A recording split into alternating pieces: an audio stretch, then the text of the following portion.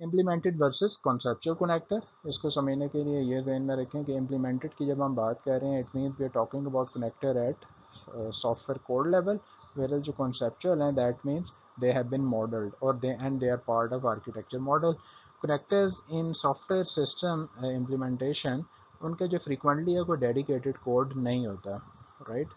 Like जैसे हम class को declare करते हैं या method को declare करते हैं और कोई कीवर्ड हम यूज़ करते हैं क्लास के लिए या एब्स्ट्रैक्ट क्लास के लिए इंटरफेस के लिए, कनेक्टर का एज सच कोई डेडिकेटेड कीवर्ड या कोड नहीं होता. फ्रीक्वेंटली हैव नो आइडेंटिटी, उनकी एज सच कोई आइडेंटिटी नहीं होती. जैसे कंपाइलर को जब हम पब्लिक क्लास का कीवर्ड की फ्रेज या कीवर्ड लिखते हैं तो compiler can understand that there is class declaration is going to begin, but this is not the case with connector.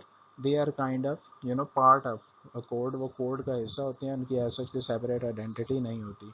Typically do not correspond to compilation unit, वो directly compilation unit को correspond नहीं करते. of it means to say कि उनकी ऐसा कोई computation नहीं perform होती. कनेक्टर का डायरेक्टली वो खुद कोई कंप्यूटेशन परफॉर्म नहीं करते. और इसको अगर हम पिछले पॉइंट से मिला के पढ़ें तो इसका यही मतलब है कि चूंकि वो एज सच कोई उनकी सेपरेट आइडेंटिटी या कोड नहीं होता, दैट्स वाई वो कंपाइलर को एज ए कनेक्टर के तौर पे वो जवाबदेह नहीं है. They are just simple statements और जिनका काम क्या है कि दो कंपोनेंट्स या दो वैल्यूज़ को आपस में कनेक्ट या कंबाइन कर देना. डिस्ट्रीब्यूटेड इम्प्लीमेंटेशन, उनकी इम्प्लीमेंटेशन जो है वो डिस्ट्रीब्यूटेड भी हो सकती है, ठीक है. अक्रॉस मल्टीपल मॉड्यूल, वो क्या कर सकते हैं कि मल्टीपल मॉड्यूल को आपस में कनेक्ट करने के लिए भी हम उन्हें यूज़ कर सकते हैं. इसमें कोई पाबंदी नहीं है कि दो को करना है, तीन को, multiple.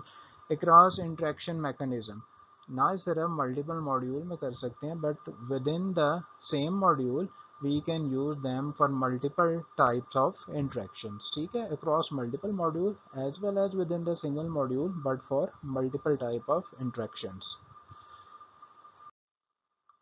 The same topic we are continued with implemented versus conceptual connectors. Connectors in software architecture, अगर हम architecture level पे connectors की बात करें, फर्स्ट क्लास एंटिटीज़, ठीक है. फर्स्ट क्लास एंटिटीज़ गालबन आपको पहले भी बताया, ऐसी एंटिटीज़ जो चेंज नहीं होंगी, राइट.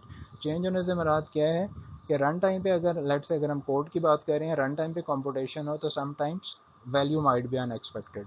लेकिन अगर हमने किसी मॉडल बनाया है, खुद बनाया है, डेवलपमेंट से पहले बनाया, ऑफकोर्स वो तो स्टैटिक ही है ना, तो वो इट्सल्फ जो हमने मॉडल कर दिया वो चेंज नहीं होगा, उसकी value as it is consider होगी. जैसे शुरू की स्लाइड में हमने पाइप एंड फिल्टर का मॉडल बनाया था.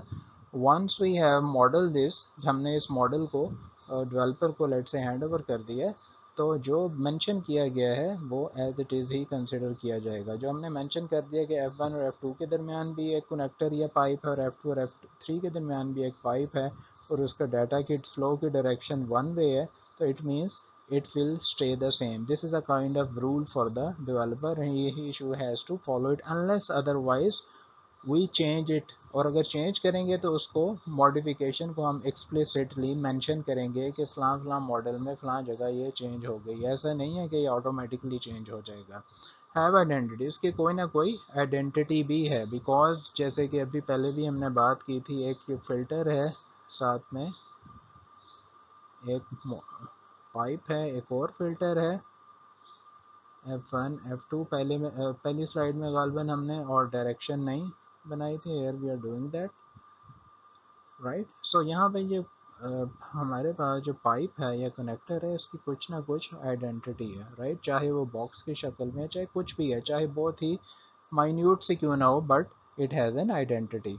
Describe all system interaction, architecture level में जो कनेक्टर है वो सारे के सारे सिस्टम इंट्रैक्शन को डिस्क्राइब करता है या इसे बयान करता है, ठीक है. That is also understandable because this connector is doing the same here, entitled to their own specification and abstraction, ठीक है. अब यहाँ पे इसका मतलब ये है, स्पेसिफिकेशन का वर्ड आपने यकीनन पढ़ा भी होगा और सुना भी होगा. स्पेसिफिकेशन रिक्वायरमेंट के तौर पे हम रिक्वायरमेंट के लिए यूज़ करते हैं और abstraction we can say information hiding. तो हर जो कनेक्टर है उसकी अपनी कोई ना कोई रिक्वायरमेंट होगी, कोई ना कोई इसका जो है वो लिमिटेशन होगी. जैसे पाइप एंड फिल्टर की अगर हम बात कर रहे हैं, हमने दो तरह के कनेक्टर पढ़े थे, bounded pipe and typed pipe. और हमने कहा था कि बाउंडेड पाइप एक ऐसा कनेक्टर है जिसमें एक ही तरह का एक ही यानी डाटा पे कुछ ना कुछ उसमें जो है वो डाटा ट्रांसफ़र में कोई ना कोई लिमिट होती है, जैसे 2 KB हो गया, 1 MB हो गया एंड सो ऑन। ठीक है, इट मीन जो भी इसकी जो कंडीशन है उसके ऊपर, this is that condition is part of the connector specification. ठीक है जी। और एब्स्ट्रैक्शन इसी तरह अगर हमने कहा था टाइप्ड पाइप। ठीक है, टाइप्ड पाइप क्या हमने इसमें पढ़ा था कि ऐसा कनेक्टर या ऐसा पाइप जिसमें से एक स्पेसिफिक किस्म का डाटा ही गुजर सकता है। अगर इंटीजर के लिए तो इंटीजर ही गुजरेगा, करेक्टर के लिए तो करेक्टर डाटा ही गुजरेगा। तो वही बात हम ये कह रहे हैं कि हर कनेक्टर की कोई ना कोई स्पेसिफिकेशन या और एब्स्ट्रैक्शन लेवल है, यानी वो कहाँ कहाँ हम उसे यूज़ कर सकते हैं और कहाँ कहाँ हम यूज़ नहीं कर सकते। एब्स्ट्रैक्शन को समझने के लिए एक और मीनिंग ये देख लें कि अगर कोई ऐसा मेथड है जिसका एक्सेस मॉडिफायर प्रोटेक्टेड है, राइट, तो चाहे हम उसको कनेक्टर के जरिए एक्सेस करने की भी कोशिश करें, वो कनेक्टर हमें वो फैच करके नहीं ला के दे सकता। सो दैट्स वाई वी से कि हर कनेक्टर की कोई ना कोई जो है वो स्पेसिफिकेशन है और उसका कोई ना कोई एब्स्ट्रैक्शन लेवल भी है।